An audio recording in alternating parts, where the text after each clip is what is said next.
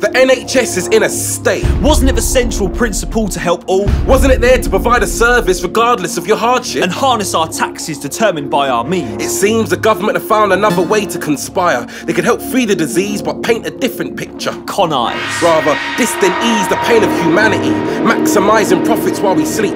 But NHS workers do 12-hour shifts, meaning they're not adrift. Eyes wide awake. Unplugged from the matrix of the NHS estate. What a state! Imposed weekend shifts, solo manual lifts. And they don't give a squat. So what? Their legs can break with limited breaks because they can't handle the weight of the pressure? It's a throwback to Thatcher. Because workers are feeling like coal miners who haven't seen daylight for 10 days. Meanwhile, tabloids devoid of honour and MPs receiving honour's gonna keep telling us the doctors need to work for less. But with lab coats and stethoscopes comes crippling debt. I bet you didn't realise these guys struggle to make ends meet. You don't need a metaphor when your job is literally to save lives. There are woes of men in screening capes and tights that ignite the minds of our kids, but while we venerate false idols, we defy and revile real heroes, like Malcolm X said. They'll have us loving the oppressors and hating the oppressed. Best read between the lines and see what lies lie beneath. Because what lies beneath is a health service wrapped around with a reef. The pre-baby boom generation that caused the unrest, that broke down the fort and fought for the NHS, must look at the government trying to sweep up this problem and say, now look at this mess. 30-to-1 ratio, care is underpaid. While the nurses have no time to pay. No time for eye contact, the basic form of human contact. No heartfelt character in their scripts, just,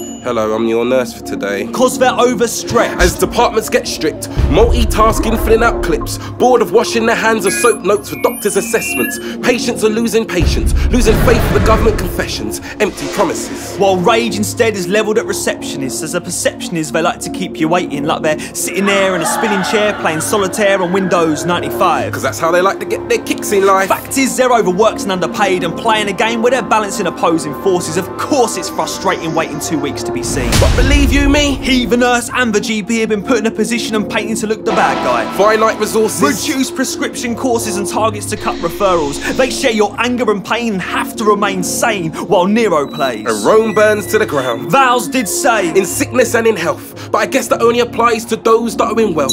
Nye Bevan must be turning in his grave because this marriage and pledge to the state hasn't taken its planned course. I'm really sorry, Mrs. NHS, this isn't a Kim Kanye situation. There are no prenuptial agreements and we can't get a divorce. So let's get some counsel, sit down and talk. There's no longer time to pray, we're just trying to say we're not feeling the Hunt report.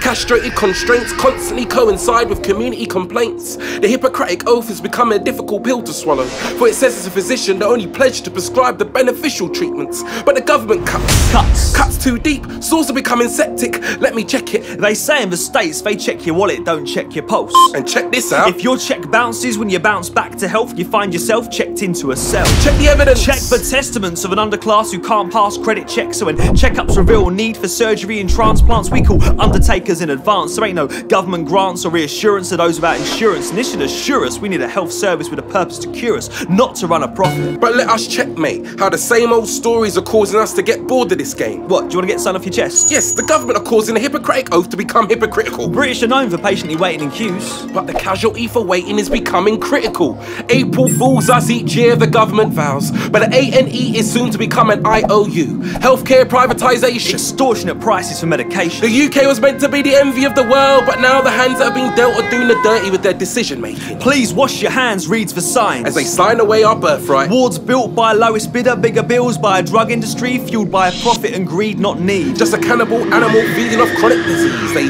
bring us to our knees. And charge us for the pleasure, still free at a point of use. But what's the use? Once the vultures leave the bones white and dry, with our doctors and nurses of eyes pointing to the sky, propping up what remains, the carcass upon their backs. Like Atlas with feet planted into the ground. And we're found taking shelter below. This ribcage roof won't protect us from the elements. The elephant's graveyard will come tumbling down to the sounds of the oncoming storm. Doctor, I feel like a pair of curtains. They drew me in, then ripped me open. Let the light flood in on a 12-hour day. Staying awake for the sake of patience. And patience is wearing thin. And the outlook's looking grim. Fatigue is setting in. And they say, pull yourself together.